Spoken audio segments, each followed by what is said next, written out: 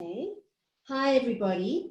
So they can see the presentation. They can see the presentation. But not me. They can see you on the top. Some of them can see it on the top of their screens if they've set it up that way. Talking to the screen. Yes. Talk to the screen. Thank you. As you can see, this is quite new for me. Well, it shouldn't be. I've done it before, but I keep forgetting how it works. Okay. Hello, everybody. So as Margie said, we have had an evaluation because our communities of practice are funded. So obviously our funders occasionally want to evaluate us. Zenex funded this evaluation, and it's a formative evaluation. In other words, we're halfway through. So Craig, can you move to the next slide? Right, so here's the background. The Monitoring Evaluation CoP, in its guise as a partnership CoP, not what it was some years ago, but from when we started partnering with Samia and then later Kalisa and Chikalulu as our partners, it is funded by Zenex, and this is a formative evaluation which was carried out by Sadie. And I do want to make a disclaimer here that I may not be doing justice to Sadie's evaluation. Our purpose here really is to share some of the key findings, not the actual details of the evaluation itself, but it's to kind of help us think through where we go from here in the future. Okay, so Sadie couldn't attend, which is a pity, but I do want to say that their evaluation was obviously a lot more detailed than what appears here. Okay. But their starting point was to look at various theories and the sort of academic groundings of communities of practice and the processes and Bridges' philosophical approach to CoPs. And you'll see that there in this little kind of graph below, that obviously CoPs are gatherings of people with a common interest. Very often we have expert presentations to share that kind of knowledge, but also the most important thing is that we have the networking and the sharing between the people who are at the CoP. So the participants are equally as key, if not more so, than the experts who present. So those two sides of the CoP are very important. So sharing of content, knowledge and experiences and practices and all those things, it's there in the little third bubble there. Networking is also a key element. The whole point is to support collaboration and partnerships. So, okay, this is a bit more difficult in our online sort of state at the moment, but usually in the face-to-face kind of interaction, people talk a lot and they make connections that they then follow through with after the CoP or between the CoPs, and there's lunch and there's tea and there's lots of talk and so on. And that leads to knowledge generation, with people becoming informed not only about M+E types of things, but also about what other people are doing and what other people are experiencing and what difficulties they have and so on and so forth. And that's the information sharing bubble. And then we hope it leads to that last circle there, improved practice, because we're working from a more informed basis. So that's the general kind of CoP theory and process that Bridge embraces and that Sadie took into its evaluation way of doing things. Craig, you can go to the next slide. Then we have specific outcomes for each of our CoPs. These are the M+E CoP outcomes. It is a partnership. This was a key thing. So the heading up there, it's a partnership between Bridge, Samia, Kalisa, and Chikalulu.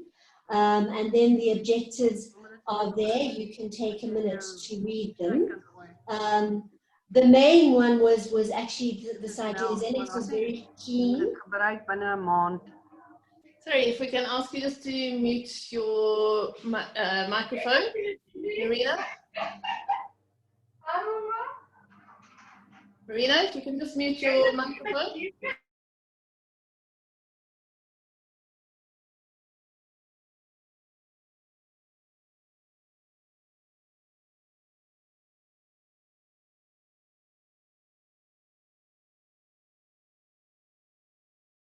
It also got muted there. Just go back to. Yes. From when was I muted? Just you were starting to talk about these outcomes.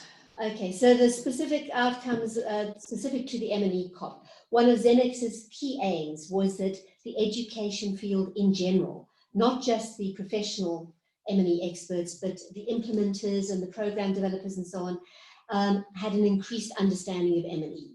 So that's one of the key objectives, to capacitate CoP members in M+E for program improvement. That's what it's for, to actually learn from monitoring and evaluation in order to improve the programs and interventions that are funded. So then if I'm going round to the right, to share M+E tools, resources and practices to help in implementation of the programs, remembering that all of this capacitation improvement was for program improvement, not necessarily for the professional M+E experts, although they're also an important part of the CoP as well. And I have to say that I'm surrounded by them in this room. Very tactful here. The next one, to spread good practice by encouraging CoP members to take M+E back to their own organizations. We had a lot of discussion over the last year or so, and as I've seen, we've had a lot of new people here, but that's been a key thing in the themes here, is that the professionals, the specialists, and the program implementers who are more generalists, who are education people, have talked a lot and learned a lot, and one of our key kind of ambitions, as it were, is that people can take these learnings back to their organizations and to their programs. Then going down to the bottom one, to encourage collaboration and partnerships in M+E. We do this ourselves with our partnerships, but we're also hoping that partnerships evolve between people who attend the CoP. Going round to promote active problem solving of real life M+E issues. Another important one, that it doesn't remain at a theoretical level, but that we can actually talk about what happens in monitoring, for example. And I think we've had a lot of very interesting discussions in the M+E CoP around this, where people have said, oh, well, you know, our field workers actually really don't know how to monitor, or we've had all these wonderful tools, but they're not using them properly, and so on. So it's real life problems. And then going back up there, to enable CoP members to learn from each other about the influence of context on M+E. This has been another important one, that very often the implementers have said the professionals don't understand the context in which we work. And the professionals have, the specialists have sort of said it's been very interesting to hear from people who actually work in the field and who have given us new insights about context. So those are the M+E CoP outcomes in that bigger framework in the previous slide. Okay. We'll discuss as we go along. Next slide. Right, so the questions and methods, as I said, I'm not doing the methodology justice because it's Sadie's evaluation, but these were their evaluation questions. They tried to look at the extent of participation and representation in the CoP, who comes to these CoPs and how often do they come, how has this information and knowledge that has been shared being used to inform professional practice, both in terms of M+E people and in terms of implementers. The extent to which planned knowledge products have been developed. This was a generic question which they had across the other CoPs they were evaluating as well. They weren't only evaluating the M+E CoPs. With the M+E CoP, we had not said we're going to do specific knowledge products. The meeting highlights, which come out of every meeting, capture the presentations and, more importantly, the discussions and the issues raised and shared in the group work. And those are available to everybody and have been developed and are on the website. And whether the partnerships established for each of the CoPs have emerged as planned, our partnership is going strong and we're very happy, and I hope our partners are happy as well. And then the use of virtual technology to extend the reach. Well, here's a very good example of that. So these were the evaluation questions that Xenex, our funder, gave to our evaluator, and that is captured in the findings. Next slide. There's their data collection methods, a very quick and high-level overview. Some of the people who've been in this CoP for a while were actually interviewed and answered surveys and so on. So maybe when we get to discussion, Margie can ask if there's anyone online at the moment who participated in this. So they looked at various documents, they came and they attended a few CoPs and looked at observation. They reviewed whatever data we had in terms of registers and who was there and profiles and so on. They did an online survey, sent out a questionnaire. So our partners obviously answered those, and then many of the CoP participants also did. And they had a few in-depth interviews. So those are the kind of data collection methods they used, and maybe we can pause after the presentation and see who's here, if anybody participated. But let's just get to the findings before I take up too much time.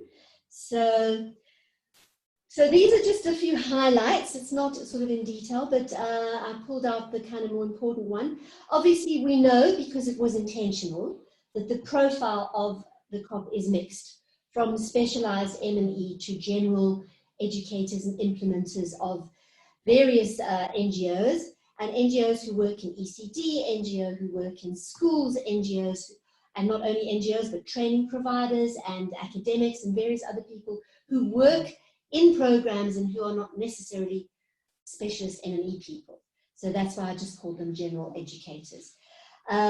But what was quite nice to hear was that this diversity is seen as valuable. The responses were that people were happy with this diversity. It wasn't that they want to say, no, it must be more of a homogenous group. Another finding that came out is that the CoP is a useful place in which to improve general knowledge and skills in M+E.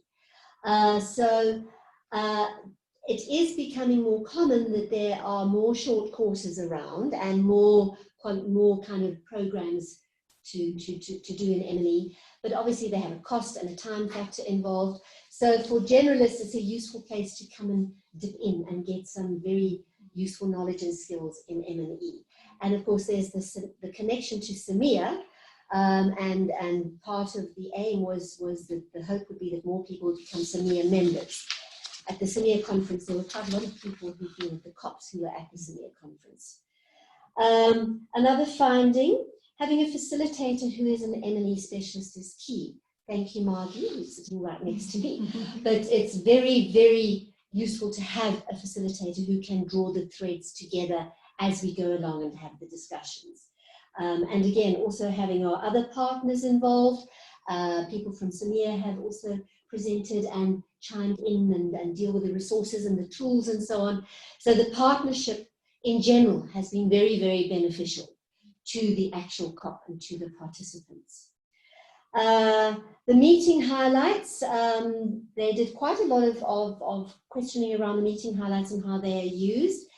And I was very relieved, and so we all at Bridge to find out that people do read them. And that they are used for quite a number of different things. So they've been used for professional development, for information sharing, and I think that the most common use is obviously the information sharing. What happened if you weren't there, and the presentations are there, and the kinds of discussions that were there. So they've become a source for reference material, and also means to contact others, because all the details of who attended was there, so they support the collaboration and the interaction there. And there was one outlier who actually used the group discussion questions as a form of mentorship, which was also very interesting. So those were some of the sort of high-level findings. Some of the recommendations in the next bit, that sometimes the meetings are too full. And I think that happens with all Bridge community of practice things. We don't have enough time for Q&A to the presenters, for example. But then we also want to have enough time for group work. And then sometimes there's not enough time for networking. So we need to be more intentional about the presentations and allowing that time. Another recommendation is that we need more systematic data collection. So who's using the tools and resources, how are they using them, and tracking how the knowledge gained is applied outside the CoP, which is something we'll talk more about later on. And improving online participation. Well, we're still on a learning curve with that, today being an example. Thrown in the deep end to try that. So that's, okay, and Craig, can you move to the next thing? a few quotes. Am I going over my time? No, you're fine. Absolutely fine. Okay, so that's good. So here's a few just quotes that you can take a look at from people who were interviewed or who filled in the online survey, that the CoP, this diversity issue, doesn't matter what your background, who you are, what you know, that everybody comes together in the CoP and shares. A nice one that, and quite a sort of common feeling, the CoP has helped demystify M+E and remove the fear element, the kind of idea that M+E is very removed and it's very specialist and so on. And then the last one is also quite a nice one. It has helped promote a mind shift from M+E as something that others do to us, to M+E that's something we can do to learn and improve our own practice. And this was quite a big thing, that every organization has to do its own monitoring anyway of their own organizational outcomes and their own programs and projects. And sooner or later, if you're funded, you will be involved, you will be evaluated. So the more you know about it, the better. So that, to me anyway, has been one of the key things about the CoP and the learnings that we've had. So there's just a few quotes to think about. And then the last slide, the implications of all of this. There are two reflection questions. And this is something that might help shape where we're going to go in 2020. So it's, again, this issue of the diversity, which obviously is something that people like, but we need to always be attentive to balancing those different needs. So how can we better balance the needs of the two main groups who attend? The M+E specialists and the program implementers. And I need to say here, one thing that became apparent last year is that we need to make sure that when we do group work, we get a mix of people. Because we quite often found that because people who know each other sit together, you find a table full of M+E specialists, and you find a table full of people who actually were attending the CoP for the first time in order to learn more about M+E and who were program implementers. And we actually need, every time we do group work, to have a mixture of the two. So we're going to be looking at that once we can meet face to face again. Hopefully we'll be soon, touch wood. And we'll think of a way of mixing people. But again, we need to think of how do we balance those needs in the CoP programs themselves. That's one question we want to address. And the other main question, how do we strengthen ways in which M+E knowledge gained at the CoP is used and implemented outside the CoP? And maybe it's happening in ways that we don't even know about. How are these experiences brought back to the CoP and shared? So it's that sort of action, implementation, reflection cycle. And we are thinking of dedicating a large part of at least one of the CoPs to some sort of activity around this in future. Okay, so that's what the evaluation has shown us. I think it's been very useful to have had that evaluation and to kind of formalize some of the things which we, as the partnership team, have recognized anyway, but it's more formalized from a sort of evaluation perspective now. And these two questions are the things we've pulled out for reflection. Thanks. Thank you very much. Thanks.